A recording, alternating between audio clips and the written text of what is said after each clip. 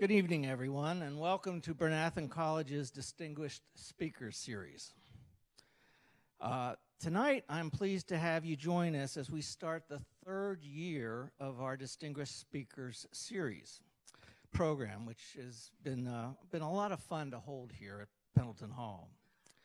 We have been blessed to have many fine speakers who have challenged us to think about contemporary subjects ranging from human DNA testing for genetic disease to First Amendment rights.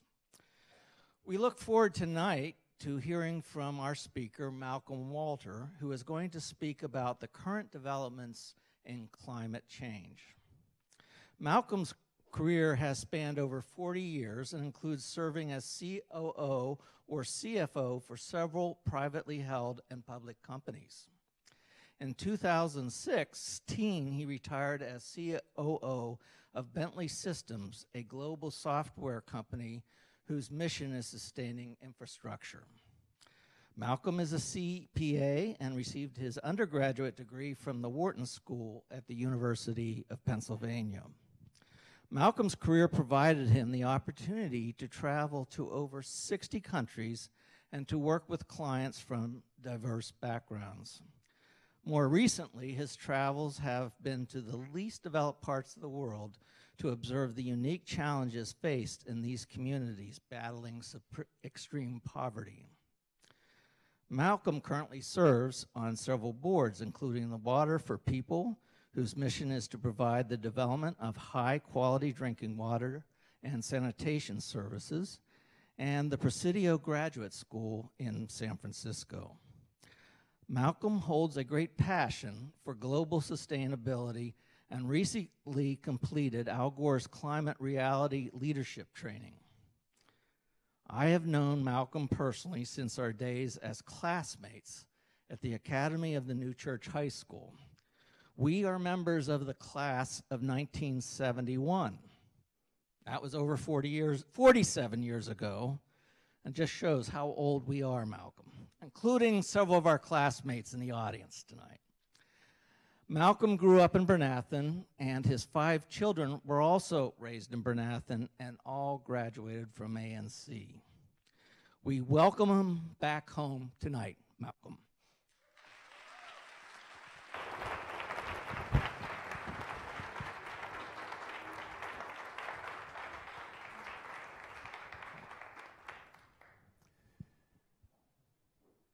Well, thank you and good evening, and thank you for that kind introduction.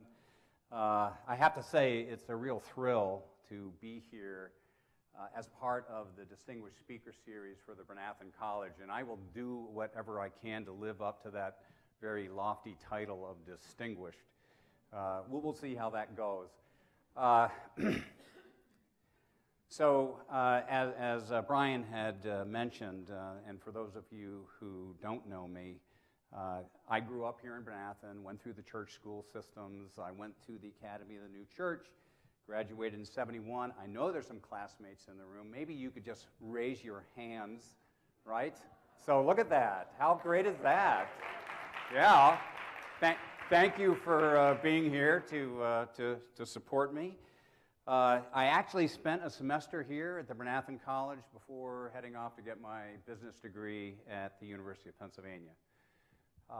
And as Brian had indicated, at the end of 2016, I retired from Bentley Systems. Bentley was a software company whose solutions are used to design, build, and then operate large-scale physical infrastructure projects like roads and bridges and water and wastewater treatment facilities. And our tagline was sustaining infrastructure, which I think is really right aligned with the whole idea of climate change. In addition, our mission statement recognized the connection between high-quality infrastructure and high quality of life for the citizens that get to use that. And as Brian had indicated, I had the opportunity to travel lots of countries around the world, and a lot of those were in the least developed parts of the world, and nowhere is that more true. When you bring high-quality infrastructure into a undeveloped part of the world, it changes life dramatically. And that has also allowed me to be engaged. I served on the board now for the last 6 years at Water for People. They bring water and sanitation to the least developed parts of the world, and it's been a special privilege and joy to be part of them. Presidio Graduate School, they are the leading supplier of MBA and MPA in the area of sustainability management. So that's been another thing that's been great. So my passion right now has to do with creating an opportunity for a world that works for all. That's what really gets me turned on and motivated, and it's why a little over a year ago I attended Al Gore's Climate Reality Leadership Training. It was in Pittsburgh. It's a 3-day program. Yasmin, I won't point out that you just walked in, but welcome. Yes, we'll keep that quiet. And Al Gore himself is on stage for about 40% of those 3 days. He's either directly speaking or moderating a panel of worldwide climate scientists. It's really a spectacular thing. I'll come back to that later. So I've titled my talk here, From Climate Reality to Project Drawdown, Is This Happening to Us or For Us? So the question there is supposed to get us thinking, do we feel like we are the victims of climate change, or do we feel that this may be humanity's greatest opportunity to save the world? So are we feeling depressed about climate change, or do we feel perhaps hopeful and optimistic? And my goal tonight, if you are anywhere over here potentially feeling depressed, is to see if I can move you this direction. I don't need to get you all the way over, but I want you to feel optimistic and hopeful about what's possible. All right, so that's the goal. So we'll get started here. This picture here was taken by NASA in 1972, the Apollo 17 mission, and it's the first photo that anyone has ever seen of the Earth fully illuminated. And for many, it is the beginning of the modern environmental movement, because for the first time, we're able to see that it's one planet with one atmosphere. All 7.6 billion of us share this. We get to call it home. It's our only home, and we better take care of it. I've organized tonight's talk to answer 3 questions related to climate change. Must we change? And to be honest, this is where most of the environmental movement has spent its energy. If you happen to see Al Gore's first movie, Inconvenient Truth, it was all about must we change. And it was really depressing, right? So I'm going to share some depressing stuff with you tonight, and the goal isn't to leave you depressed, but the goal is to set up the second 2 questions, because these are really the important questions. Can we change and will we change? And a spoiler alert is the answer to all 3 of these questions is yes. So it's yes, yes, and yes. So that's where we're going to go. So we're going to start with this first question, must we change? So here's another picture taken by NASA. It's the sun just rising over the surface of the Earth, and you see illuminated there our atmosphere. So the first layer of our atmosphere is called the troposphere. It contains 75% of the total mass of the atmosphere, and it's about 7 miles deep. The second layer is called the stratosphere. It contains another 20% of the total mass of the atmosphere, and it's about 20 miles deep. So if you were driving a car at highway speed straight up from planet Earth, you would get through our atmosphere and you'd be in outer space in less than 30 minutes. That's how thin our atmosphere is. So how is it that the Earth is warm today? So we have these light waves coming from the sun, 93 million miles to planet Earth. They then hit our atmosphere, and these radiation waves begin to heat the Earth.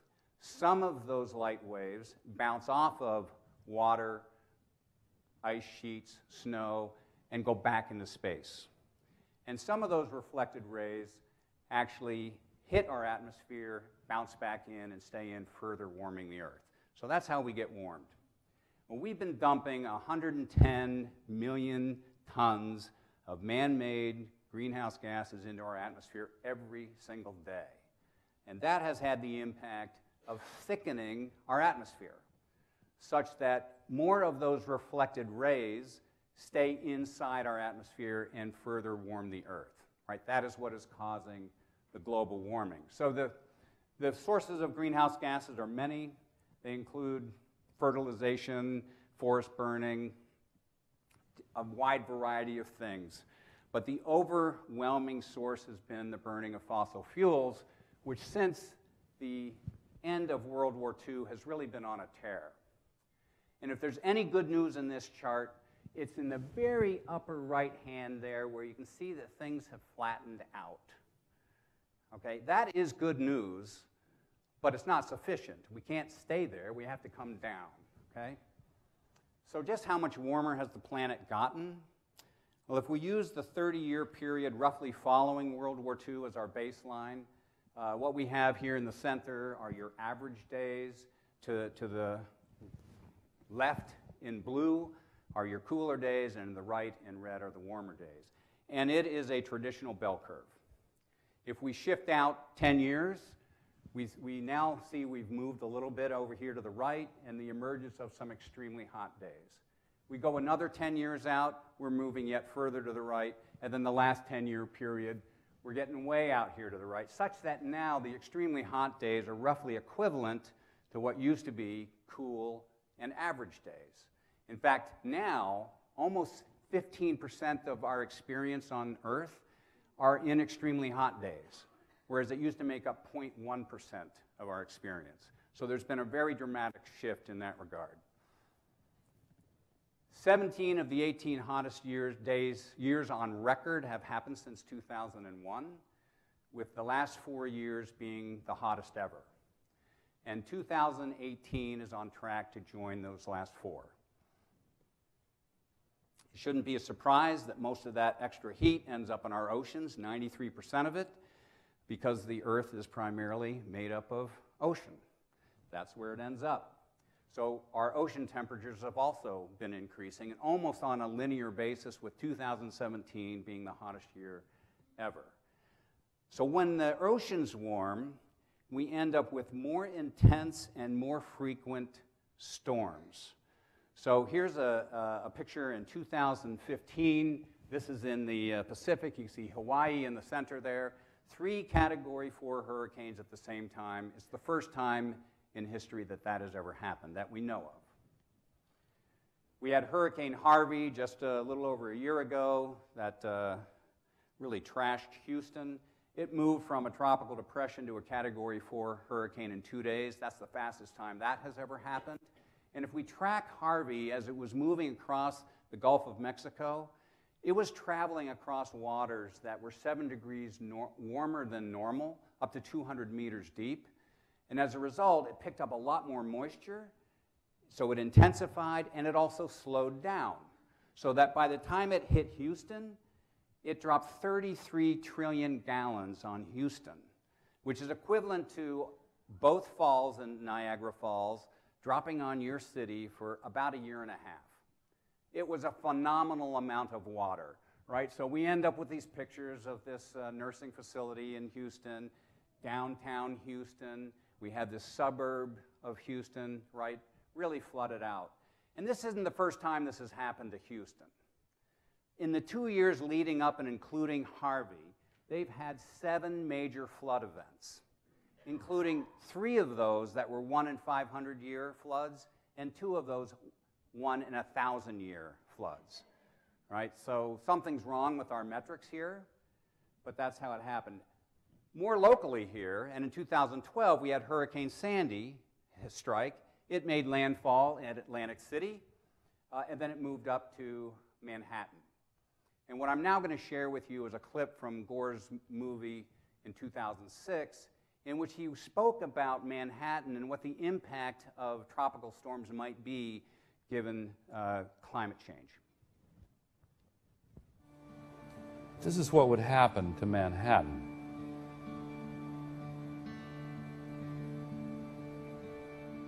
They can measure this precisely, just as the scientists could predict precisely how much water would breach the levees in New Orleans. The area where the World Trade Center Memorial is to be located would be underwater. The Hudson River, downtown Manhattan, was literally pouring into the ground zero site. So exactly what climate scientists said would happen in the event of a tropical storm is exactly what did happen in Manhattan. A little more, just a year ago, we had 3 hurricanes at the same time again, this time in the Gulf of Mexico. So we had Katia hitting Mexico, we had Irma that came across Cuba, and then the Florida Keys, and then Jose, which thankfully stayed out and never made landfall, just went up the eastern seaboard. So if we look at Irma, it remained a Category 5 hurricane for 3 straight days. That's a new global record.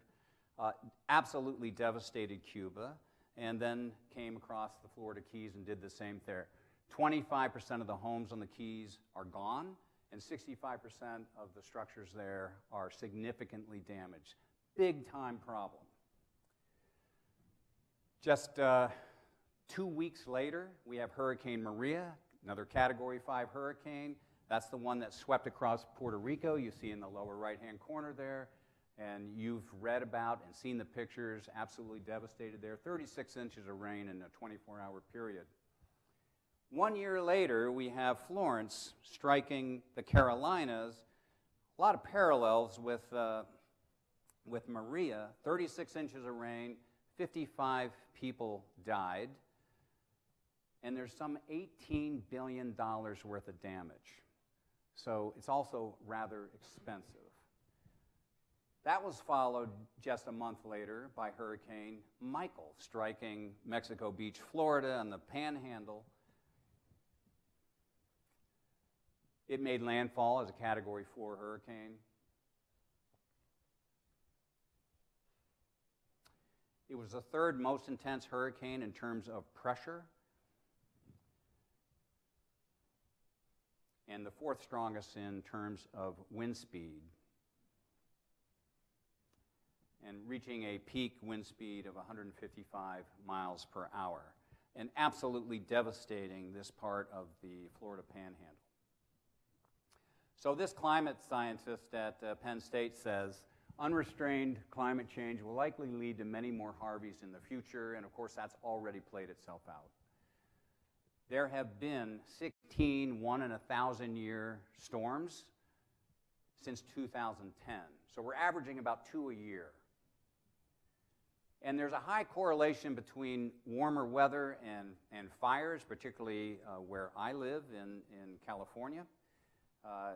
Here is the La Tuna Canyon fire, which happened a year ago. At that time, it was the largest fire in Los Angeles history. That was followed a month later by the fire in Napa Valley that also then came over to Sonoma Valley and destroyed over 3,000 homes in Santa Rosa. I used to own a home in Santa Rosa. It's gone.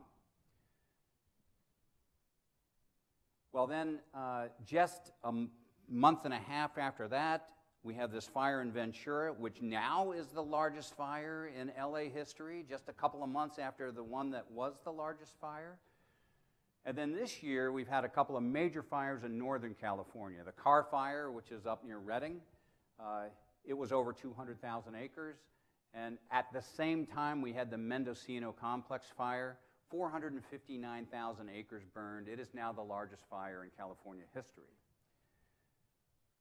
And then just a month ago, we have the Campfire in Butte County, which now is the most destructive and deadliest fire in California history.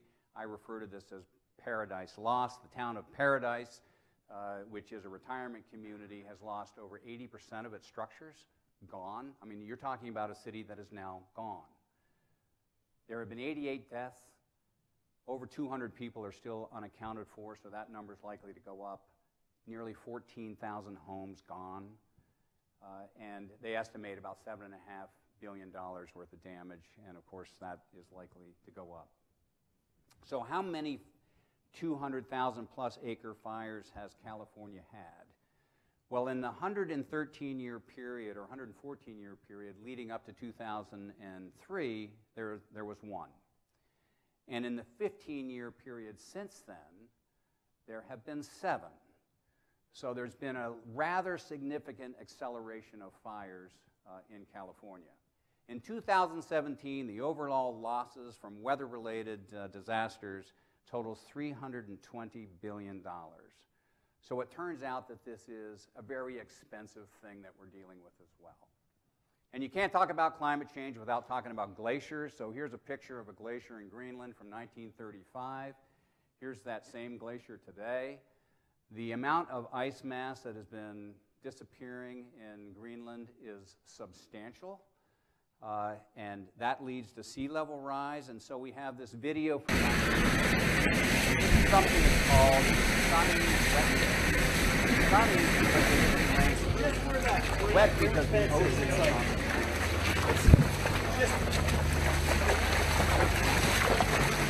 They actually have in Miami Beach no wake zone signs in the streets. All right? This is for cars, not your boat. So the Department of Defense came out in 2014, said that climate change will likely lead to food and water shortages, pandemic diseases, disputes over refugees. As it turns out, the warmer weather that is drawing this moisture out of our oceans and creating these storms is also drawing whatever moisture is in the land out of the land, and in some cases creating drought conditions. So we have this Syrian farmer. I had 400 acres of wheat, and now it's all desert. Syria had a 4-year drought. During that 4-year period, 60% of their fertile land was turned to desert. That drove 1.5 million people into their already overcrowded cities. And we all know the humanitarian crisis that is Syria today. It's one of the most significant in the world, and has created refugees also throughout all of Europe. So exactly what the Department of Defense said would happen is what has played itself out in Syria. And this isn't the only place where we have droughts, right? So here is the southern Cape of South Africa. In Cape Town, they nearly ran out of water in the beginning of 2018.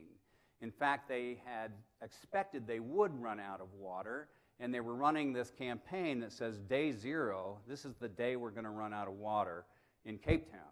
And they mandated some draconian water usage for every citizen and every business, and literally, this is stuff I don't think anyone in this room would be capable of doing in terms of how little water they were allowed to use. But it worked. And they've kicked the can down the road such now day 0 is now in 2019. So they bought themselves a year. And if it doesn't rain, they'll be facing this again. But it's a problem, right? Imagine a city running totally out of water. Okay, if that's not enough, climate change is also a medical emergency. In this, according to the Lancet Commission. And then these US-based medical associations have all agreed to that. They've said that the health impacts of climate change demand immediate action. And then finally, if you're not already depressed, we now risk losing up to 50% of all land-based species by the end of the century. This would be the largest mass extinction of life form on the planet since the dinosaurs. So it's kind of a big deal. So must we change? Well, I hope you all would agree the answer is yes. We have to change, right? So more importantly, can we change? And the good news is that we have the solutions at hand. So here, if we take a look at wind, the projections for wind is that we would reach 30 gigawatts by the year 2010. The reality is that by 2017, we've beaten that by 18 times. So in terms of the installed capacity of wind in the world, things really began to take off in 2005. Rather significant growth here.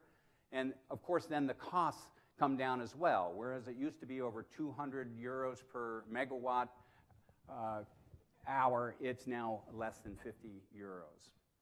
And in terms of it being a renewable resource, we get enough wind every year to supply the global requirements for electricity demand, energy demand, 40 times over. So wonderfully renewable resource. In November of last year, Mexico received bids for wind electricity at $1.77 per kilowatt hour. That's a new world record. If we look here in the US, we have 84 gigawatts of wind installed. That's enough to power 25 million homes. In parts of Texas, and yes, I'm saying Texas, they have so much wind energy that they're offering free electricity at night. All right, let's take a look at solar. So the projections in solar is that it would grow by 1 gigawatt per year by 2010. The reality is that we beat that 17 times over, and as of 2017, we beat that by 98 times. So the installed capacity of solar has completely taken off beginning in about 2010, and the cost of solar have dropped significantly from over $79 per megawatt hour to now just 32 cents. All right, so dramatic reduction there. And in terms of it being a renewable resource, we get enough energy from the sun every hour to supply our global demands for an entire year. So how wonderful is that? You can't talk about renewables without also talking about storage and batteries. So here's the installed capacity of storage up through 2016, so that's been growing nicely. But here are the projections. So right in the middle here is 2018, that tiny little bar. Things are going to take off with respect to storage. Here's what an industrial level battery looks like. This is the world's largest lithium-ion battery. It was built by Tesla in southern Australia. In January of this year, Xcel Energy announced a bid to purchase solar electricity plus storage for 3.6 cents per kilowatt hour. That's the lowest price ever paid in the U.S. And they announced a bid for wind electricity plus storage at 2.1 cents per kilowatt hour. So this is getting very, very affordable. Here are the automobile manufacturers that have announced they either have an electric vehicle in production now or they have one in design and will be bringing it out. It's essentially every automobile manufacturer on the planet. In Beijing, they've announced that they are going to replace every taxi, the fossil fuel taxis, with electric vehicles. China's gone a step further and said by the year 2030, we're going to replace every fossil fuel vehicle with electric vehicles. In fact, these are the countries that have planned a fossil fuel phase-out. Norway, Netherlands, India, China, Scotland, France, Britain, and Germany. Phasing out fossil fuel cars completely. This is awesome. This is really incredibly great news. General Motors says, we believe the future is all electric. Volkswagen has said that by the year 2030, all 300 models of their, can you believe there's 300 models? All 300 models will be electric. Volvo says by next year, all their new models will either be electric or hybrid. And by the year 2025, we expect that half the buses in the world are going to be electric. This is all pretty remarkable, wonderful news. Deutsche Bank says, we believe the trend is clear. Grid parity without subsidies is already here. Increasing parity will occur, and solar penetration rates are set to ramp worldwide. So if we take a look at new generation capacity installed here in 2019, it was roughly equal. 2009, roughly equal between renewables and fossil fuels. Just 4 years later, fossil fuels is half of what renewables are. That continued the next year, accelerated the next year, and if we look at 2016, 2/3 of what was installed in 2016 was renewables. Another 25% was natural gas, and you can see this tiny, tiny little sliver they call coal. Well, in the U.S. today, we have over twice as many jobs in solar than we have in coal. So you'd think we would be promoting solar, because that's where the jobs are. These are the coal plants that have been proposed and declined, defeated. Here are plants that have already been retired, and here's where retirements have been announced. So coal has been canceled. And I like to say, hey, breaking news is coal is dead. Coal is dead. Dead, dead, dead. In May of last year, India received bids for solar power at 2.44 rupees per kilowatt. It's 24% lower than the cost of a coal plant. Will they be building another coal plant in India? No way. Why would they? And Morgan Stanley says that by 2020, which is not that far from now, renewables will be the cheapest form of electricity across the globe, everywhere. So there will be no reason to build a coal plant anywhere. So can we change? Yes, right? Of course we can change. Yes. So then it comes down to, will we change? So in 2015, 193 countries of the UN General Assembly came together and they signed on to the Sustainable Development Goals. 17 goals that have as their collective end the eradication of extreme poverty in the world. What could be greater than that? Among those goals are a number of them that have to do with climate. So we have number 13, which is exactly that, climate action. Number 7, that has to do with affordable and clean energy. Number 12, that has to do with, it's hard for me to read, responsible consumption and production. This has a lot to do with food, which is a climate issue. Number 11, which has to do with more sustainable cities. 14 talks about life underwater, and 15 talks about life on land. All of these are related to climate. So all 193 countries have signed up to this to achieve this by the year 2030. So that's nice momentum. We want to tackle this. Also in 2015, virtually every nation in the world came together and signed on to the Paris Agreement, which has as its goal net zero greenhouse gas emissions, which are specifically defined as holding the increase in global average temperature to below 2 degrees centigrade above the pre-industrial level, so going back to the late 1800s, and to pursue efforts to limit that to only 1.5 degrees. When we say virtually every nation, there are only 2 countries who did not sign. One of those was Nicaragua. Now, Nicaragua boycotted the Paris Agreement because they wanted the 1.5 degrees to be the commitment, not the aspirational target. So they didn't come. The other country was Syria, and Syria was involved in some other problems. Well, since then, just a little over a year ago, Nicaragua signed on, and a month after that, Syria signed on, leaving now only the U.S. as saying, we're going to pull out. And if there's any good news in that whatsoever, it's that the first day that the U.S. can pull out, because we are original signers to the agreement, is the day after the next presidential election. So if there's any reason to get out and vote or encourage other people to vote, what could be better than this? And I will predict now that the 2020 election, that the central issue of the 2020 election is going to be climate change. So you can come back to me later and tell me whether I was right. But that's my prediction. Okay, so just 2 months ago, the International Panel of Climate Change, or IPCC, issued a special report. All the work they had done before was modeling a 2-degree increase in global temperatures. And they were asked to go back and say, what would happen if it increased at 1.5 degrees? And what they found surprised everybody. Virtually everything they observed was bad that was going to happen at 2 is also going to happen at 1.5. And guess what? We've already increased 1 degree, so we have 0.5 degree left to play with. So that just accelerates the requirements here.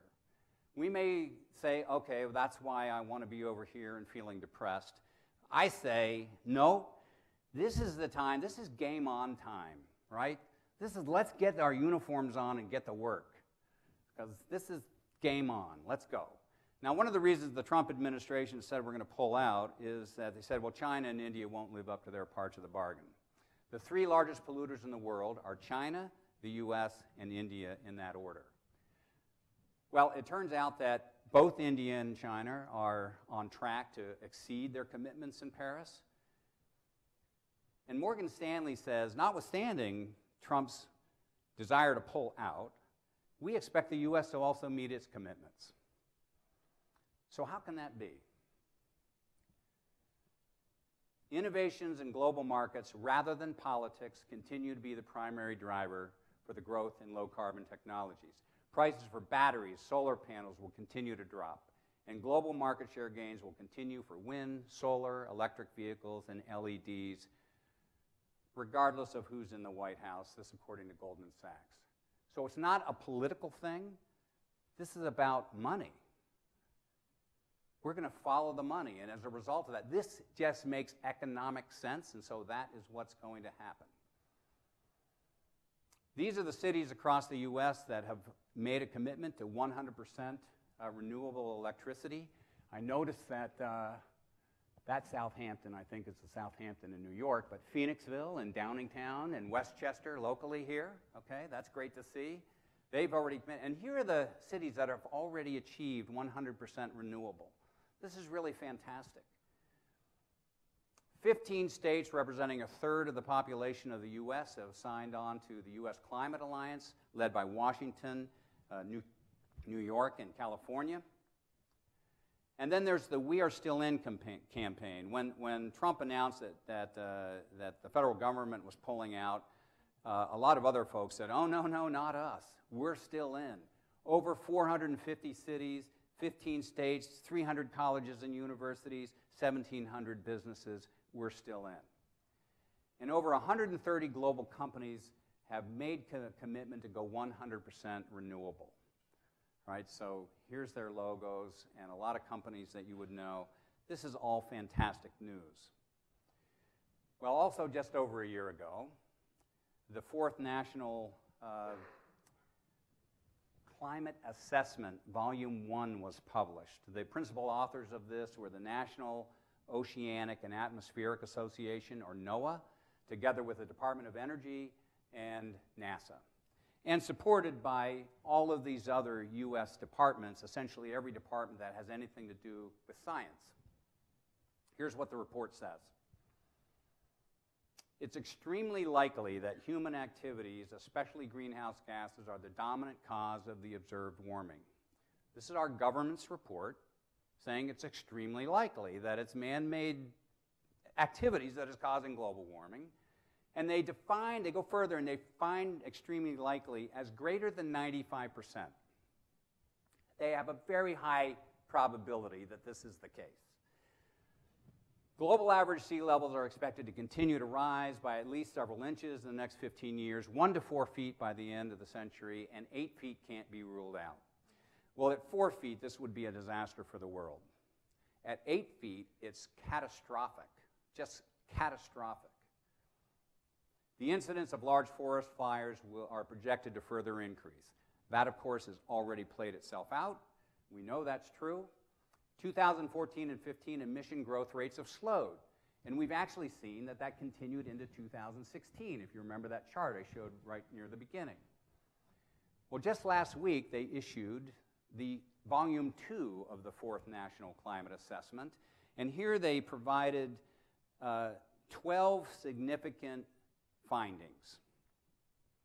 I'm not going to go through all 12, but I'm going to review a few of those. Number 9 had to do with agriculture related to climate change. It's saying that the expected increases in challenges to livestock health, declines in crop yields, and quality threaten rural livestock's sustainable food security and price stability. Right? So kind of a big deal in terms of our agriculture and our food source. They're saying this is going to be a problem.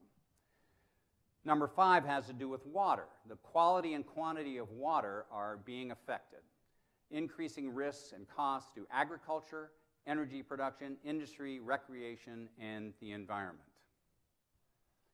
Number 6 has to do with health. The impacts from climate change on food and water increasingly threaten the health and well-being of the American people. I would think you would all be concerned about that. Number 1 had to do with communities. Climate change creates new risks and exacerbates existing vulnerabilities, human health and safety, quality of life, and the rate of economic growth. This is pretty significant. And finally, number 4 has to do with actions to reduce the risks. While mitigation and adaptation efforts have expanded substantially, they do not yet approach the scale considered necessary to avoid substantial damages. So this is a little bit like having your teacher come up and say, that was a really, really nice effort, but you're not going to graduate, right? We're not doing what we need to do in order to really avoid the substantial challenges that we have ahead of us. So we need to accelerate what we're working on, right? So again, you can be depressed about that, or you can say, okay, I'm ready to get to work. We all need to get to work. We need to make this happen. We need to accelerate our efforts. And I love this. The choices made today will determine the magnitude of climate change risks beyond the next few decades. The choices made today. So this is not a can we can kick down the road. So I'm reminded of this urban mural in neighboring Oakland, which says, we are the ones we've been waiting for. We are the ones we've been waiting for. This is our job, right? This is not a can we can kick down the road. We own this. Every one of us in this room, and everyone you know, and everyone you're going to talk to next, we own this. We are the ones we've been waiting for. So how awesome is that? Whoever gets a chance to save the world, only Superman got a chance to save the world. Well, now we all do. It's awesome. The Global Climate Action Summit was held in San Francisco in September, and I was fortunate to be a delegate there. It was 2 remarkable days of country leaders coming in and saying, these are our commitments, these are our actions, corporations that came in and did the same, not-for-profit organizations. It was a stunning couple of days listening to these folks. It was really uplifting.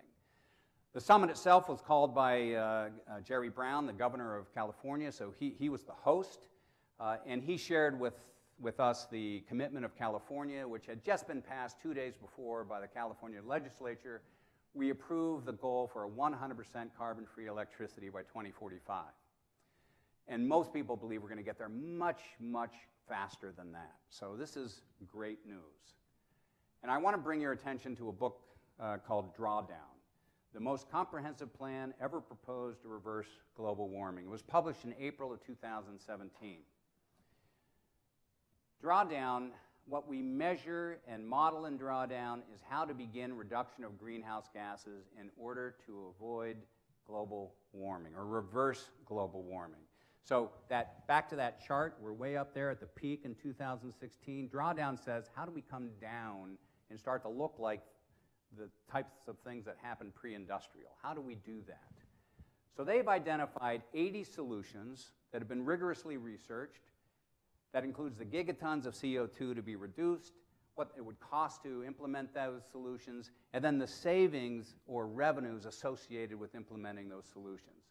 And in the appendix, all 80 solutions are listed, along with the gigatons that are associated with that solution, what it would cost to implement that, and then the net savings and revenue per solution. So if you sort this based on revenue, the number 1 item at the top of the list is electric vehicles. $9.7 trillion. So is there any wonder why every automobile manufacturer is moving electric? They're following the money, right? It would be stupid for them to do anything less, and they're not stupid. The total of all 80 solutions is $74 trillion. So many are saying that this is the next industrial revolution. We're going to follow the money. That's why this stuff is going to get done. That's why it's not about politics. If you took the 80 solutions, they summarize into what they call their 7 sectors. There's over 1,000 gigatons to be reduced just in these 80 solutions. And they fall into categories of food, electricity generation, land use, women and girls, cities, and, materials. Wow, this is hard to read. Buildings and cities, and then transportation. So those are the 7 sectors based upon the gigatons. If you take the $74 trillion, the pie looks a little bit different. So based upon this, we can be pretty confident that private industry is going to achieve electricity consumption or generation, food, transportation, building, and cities, but land use, women and girls, and materials, how's that going to get done? And if you look over here, it's a third of the gigatons to be reduced, so it's substantial. So how's that going to get done? And that's where public policy has to come in. We need public policies that support us to move in that direction. I think industry is going to take care of the remaining, but public policy needs to step in there. I want to direct your attention to, if you want to learn more about Drawdown, there's an online course that's put on by Pachamama Alliance. It's an excellent course. I believe it's 5 weeks long, but it's online, so it's real. So you can do it at home. Well worth doing. You can learn more about these solutions. All right, so will we change? And I say yes, we will change. Now, why am I interested in this? Because honestly, myself, and as I look out in this audience, quite a number of you won't be here when this is a problem. I say that, and yet I could not breathe the air in California for about 2 weeks, right? It was a problem, and it is a problem. But I think I can comfortably die before this becomes a really big problem. So why am I interested? Well, I'd mentioned Pachamama Alliance. I had traveled to Ecuador with them down to the rainforest where they work with the indigenous peoples there to preserve the rainforest. Ecuador happens to be the source of the Amazon, so this is where it's really important to preserve it. It was a spectacular trip. They also work with those of us in the modern world to, what they say, change our dreams, because it's our consumptive behavior that is putting the pressure on the rainforest in the first place. The indigenous people aren't cutting them down, right? It's the stuff that we want that's made from products that end up being cut down in the rainforest, right? So they wouldn't want to change our dreams. That course on Drawdown is a good place to start. That's the kind of stuff that they do. I highly recommend it. But while I was there, I was introduced to this spoken word poem that I now want to share with you. It's 3:23 in the morning, and I'm awake because my great-great-grandchildren won't let me sleep. My great-great-grandchildren ask me in dreams, "What did you do while the planet was plundered? What did you do when the earth was unraveling? Surely you did something when the seasons started failing, as the mammals, reptiles, and birds were all dying. Did you fill the streets with protests when democracy was stolen? What did you do once you knew?" So I think that's the central question. What did you do once you knew? And by the way, you all know now. So this is your question as well, but it certainly is my question. What did you do once you knew? This isn't a hypothetical question for me. I have 13 grandkids. This is Sonia. She's 5. She will ask me, "Grampies, what did you do once you knew?" And I know I need a better answer than I've got now. I know that what I need to do is everything I can do possibly to make sure the planet that she gets is as good or better than the one that I got. I need to do that for me, for my grandchildren, great-grandchildren, for your grandchildren and great-grandchildren, and for all the great-grandchildren and great-great-great generations to come in the entire world. This is the question for all of us. What did you do once you knew? This thing won't fix itself. It's going to take everybody. And if we care about our grandchildren, I think everyone in this room does, this is what we got to do. We got to get up and get it done. So what are some of the things you can do? I would recommend you take Al Gore's Climate Reality Leadership Training. It's excellent, and it's free, so you can't beat the price. I attended the one in Pittsburgh a little over a year ago. There were 1,400 of us there. That's me. They do 3 of these a year, and they have announced the next one. It is in Atlanta in the middle of March. It's free. Go. It's 3 days of listening to the world's experts on climate. Totally worth it. Get this book, Drawdown, and read it. It's 80 solutions, right? So you're bound to find something in there that touches you. That's part of the problem is I don't know how to get engaged because I'm not a solar guy, I'm not a whatever. There are 80 solutions in it. There's something. Food is the biggest piece of the pie. So simple things around food, which we all care about, there's lots of great things to do, okay? So do that. Now, the editor of this was Paul Hawken. At the time, he was teaching at the Presidio Graduate School, where I sit on the board. His co-teacher is this woman, Amanda Ravenhill, and so these are the acknowledgments. She's recognized at the top.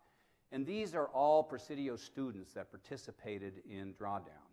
So it's not out of line to say that that Drawdown was born at Presidio. So if you happen to be in a position where you're thinking about changing your career or you're wondering where your education goes next, consider going to Presidio Graduate School. It's awesome. The New York Times says if you want to change the world, go to Presidio Graduate School.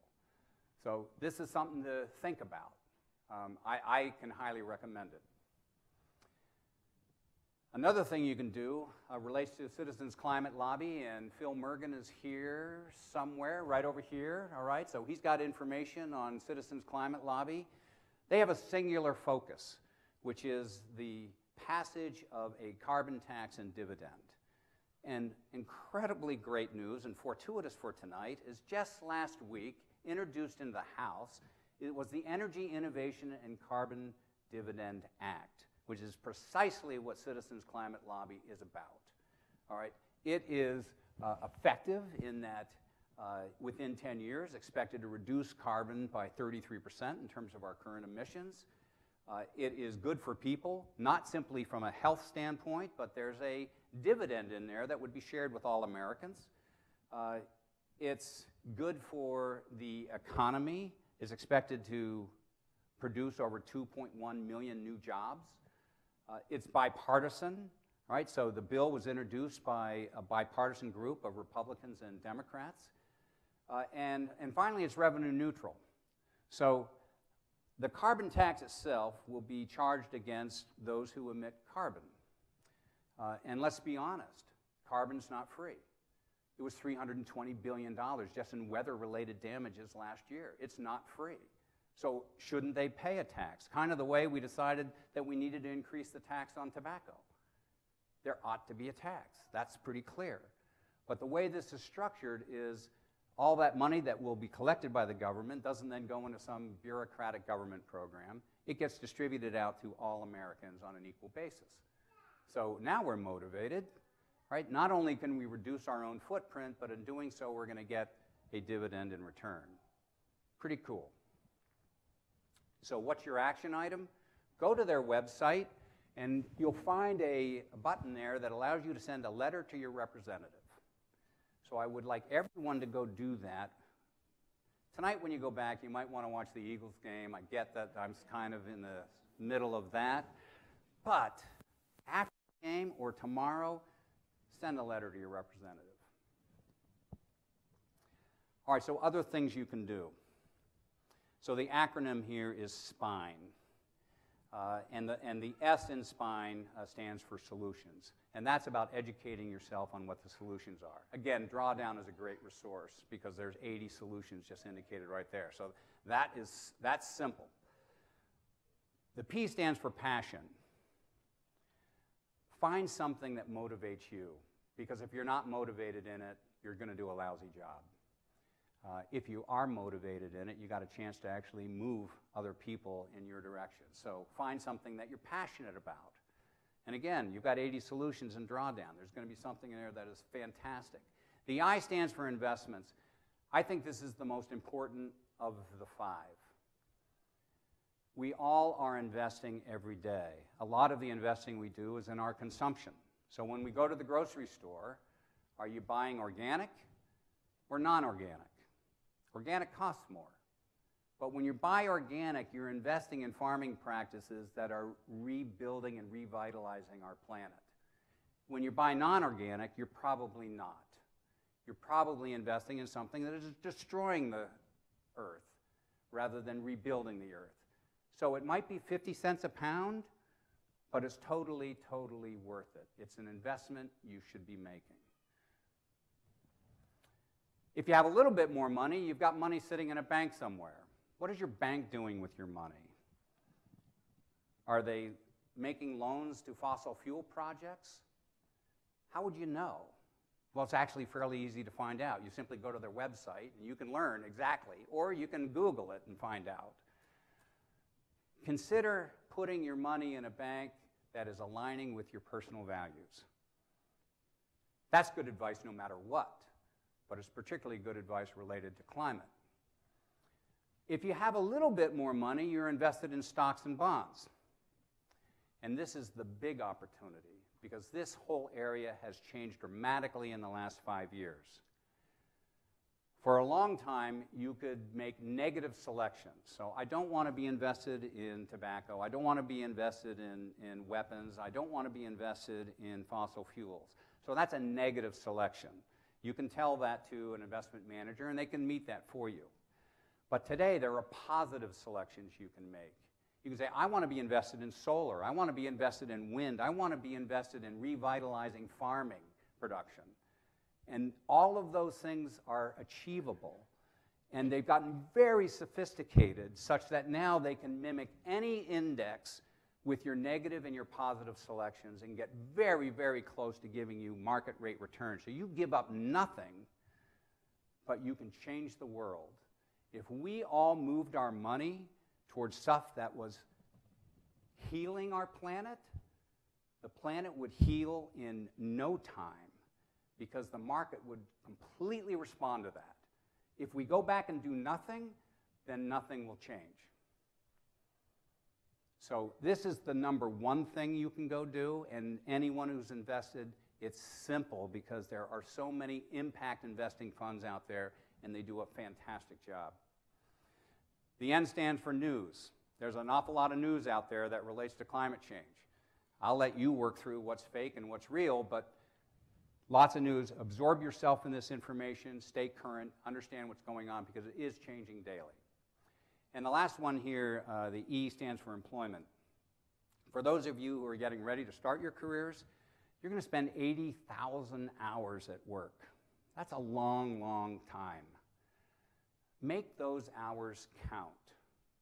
Make sure they're aligned with your personal values. I go back to Drawdown and say, hey, there's 80 solutions there. They are a very, very wide range of things.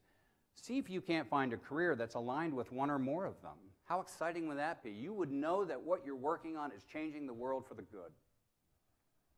If you aren't working in something that aligns perfectly like that, make sure you're doing something inside your company to promote the corporate social responsibility activities that your particular company is engaged in. And if they're not engaged in any of them, make sure they are. And if they don't want to, go somewhere else.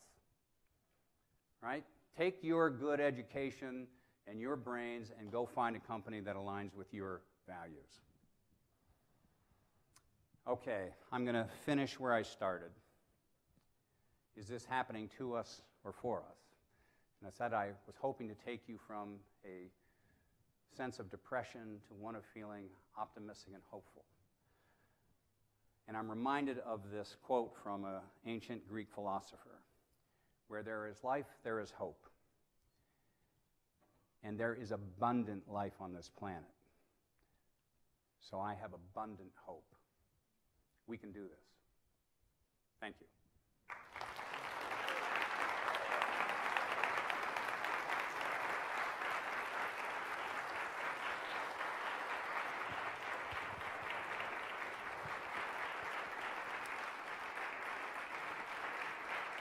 Well,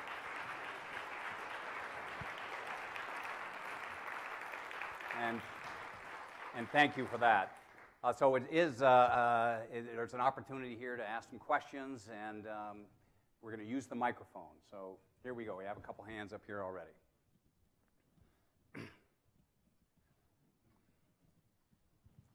Hello, Malcolm. Great presentation tonight. Thank you. I'm confused about something, and I don't want to misunderstand. But the first 20 minutes of your presentation talked about natural disasters, floods, fires, hurricanes, and that type of thing. And I just want to make sure I don't misunderstand. It sounded like you were saying that all of that stuff, and then you went back to it later on, however, $320 billion of damage. The implication I got from you was that all this stuff was caused by global warming and by inference by human beings. Is that what you were saying? Yes, in a sense, that's what I'm saying. You are saying that all of that stuff would not have happened had it not been for humans burning fossil fuels in the 20th century. Is that what you're saying? The frequency and intensity of what we're experiencing has been dramatically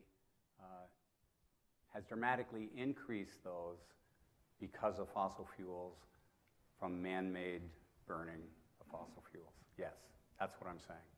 That the frequency of, it's not to say that there weren't hurricanes before, there obviously were. The example of fires in California in that 100-year period, 1, now in the last 15 years, 7, all right, that's because things have heated up and has created conditions for more intense storms and more ferocious storms. And just to clarify, you mean that because of what humans have done? Absolutely. And so I'm agreeing with what our government has told us, which is 95% certainty that it's man-made activities that has caused the observed warming. Yes, so I agree with that. Malcolm, I want to add that that is the greatest talk I've heard in a long time. We have heard little bits since Al Gore really brought it into the public awareness. But I think this package that you've given us is really fantastic. So my question is, even though you've given us a lot of takeaways that we can follow up on, how can this package that you and probably others are doing, how can that be promoted much more and get much higher public recognition? Well, thank you, Highland, for your kind remarks. So Yale University has done they've been studying this area about people's reactions to climate change. They have these amazing stats. 80% of American people believe climate change is a problem. 18% believe it's their problem. Right? So it's going to happen to someone else. Right? So while it's a problem, not my problem. All right? So I go back to that first NASA photo and say, no matter where you live in the world, if you're contributing carbon to the atmosphere, it's everybody's problem. No one is accepted here. It's our problem. So we need to move that 18% to get closer to the 80%. Right? That gap makes no sense. It makes no rational sense. That gap needs to be closed. So what are some of the things you can do? I encourage people to go take Al Gore's training because it simply is sort of this boost. You suddenly have some more information than you had before, and that's always valuable. It's like getting an education. It's almost like going to college. So go do that, and they give you lots of ideas of ways that you can, the whole idea from their standpoint is an awareness campaign. And there's lots of ways to do awareness. So one of the things they want you to do is do speaking engagements like this. So this happens to be the way that I want to be engaged. But they give you lots of other things and show you how you can be helpful. So you may be someone who likes to write letters to the editor. So they tell you how to do that. They give you things that you may be someone who wants to write to your congresspeople and get engaged politically. Right? They tell you how to do that. So there's lots and lots of different ways that they suggest you get engaged. So that's a real simple path I would recommend. I keep going back to Drawdown because as you read through there, you will be emotionally attracted to multiple solutions. I guarantee it. You will read that and say, this speaks to me. And as soon as that happens for you, you'll have something to do. So literally, it'll happen. I know it will happen.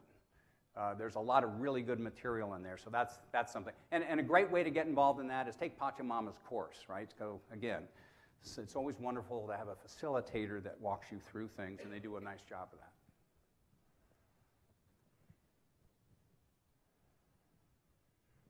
Hi, my name's Larry Menkes, and I'm here representing the Post-Carbon Institute. And I also have learned something in 10 years of being the founder of Warminster Township's Environmental Advisory Council.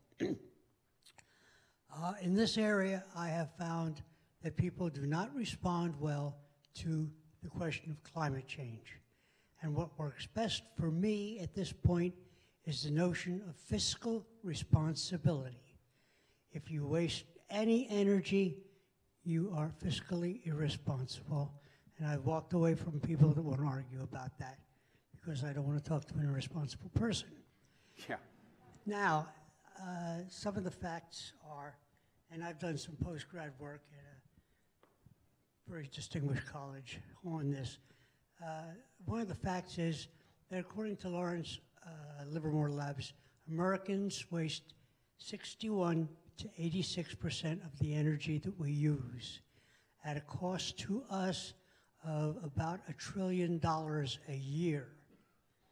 I'm a nationally certified building analyst, energy analyst, and I can walk into almost any building, any residence, and save the average person $1,000 a year without much effort on their part. Yeah.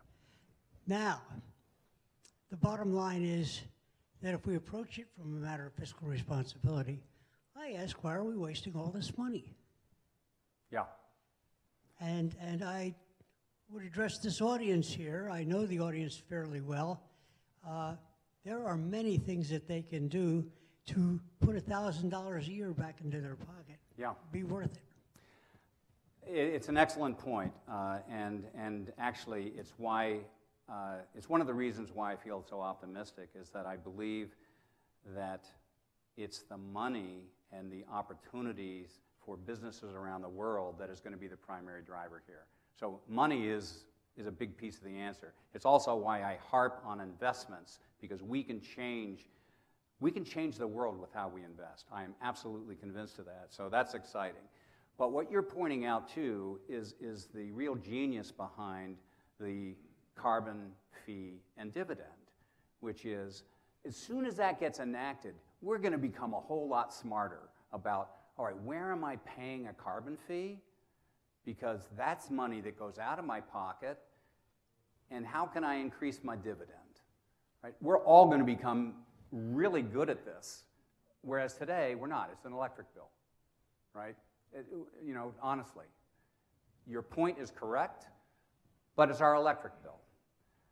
When we instead turn it into, you know what, I'm now paying a surcharge of blanket of blank blank because I happen to be doing X. Maybe I should stop doing X because that's twice as much as it cost before, right? I should stop doing X because as soon as I stop doing that, my check coming in is bigger than the one that's going out. That is going to change how we, and the IPCC report, that one that just recently produced, said the number one thing we could do is a carbon tax because we need to get going now. We don't have another 30 years to figure this out. We need to get going now, so we all need to up our game and understand the economics of this.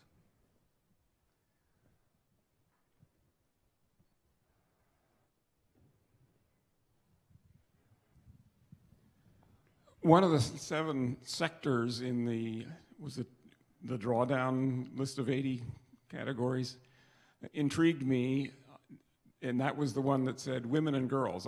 I'm aware of political and human rights issues that certainly are related to that, but I am having a hard time picturing the climate effects of those things that wouldn't also apply to men and boys. So if you could say a little bit about what those are. So there are multiple things in there that relate to women and girls, but the number one thing has to do with fertility. If you go into the least developed parts of the world, girls, They go to work very, very early in they're out of school by about 3rd grade. The boys continue on to 8th grade and maybe into high school.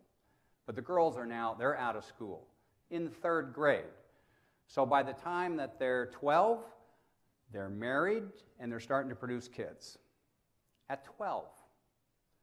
So the women and girls is about keeping girls in school because they can be a much more productive part of our economy than they can be as someone who's just carrying water. They can be way more productive, and it'll push out the time at which they begin to have children. So we have every new person we add to the planet also is a consumer and creating carbon and so forth. So the women and girls are primarily around the issue of fertility and actually helping, empowering girls to be more like boys, because boys get to continue their education and they have this idea that they're actually going to be working and not simply carrying water.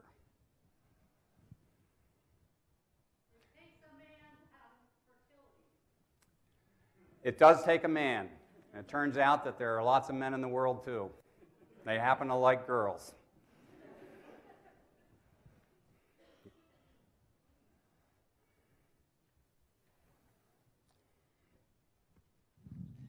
Do you have anything to say about the conversion of plastics into more usable things? Like a documentary I saw, a woman in Wales, I believe it was, a researcher, was changing plastic into steel.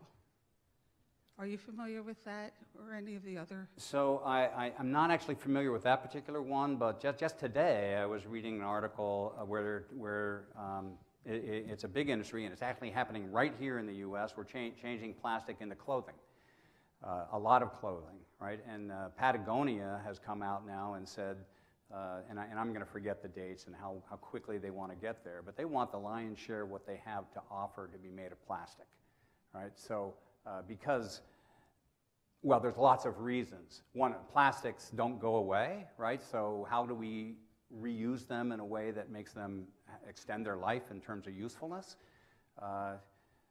And also the process of creating other materials for clothing is often destructive of something that we don't need to destroy. So wouldn't it be great to take something that we have an excess of that we really don't need and will destroy the planet and turn it into clothing?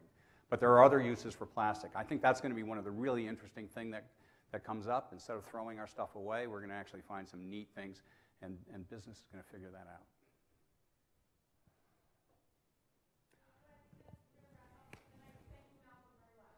I would love to talk with you all night.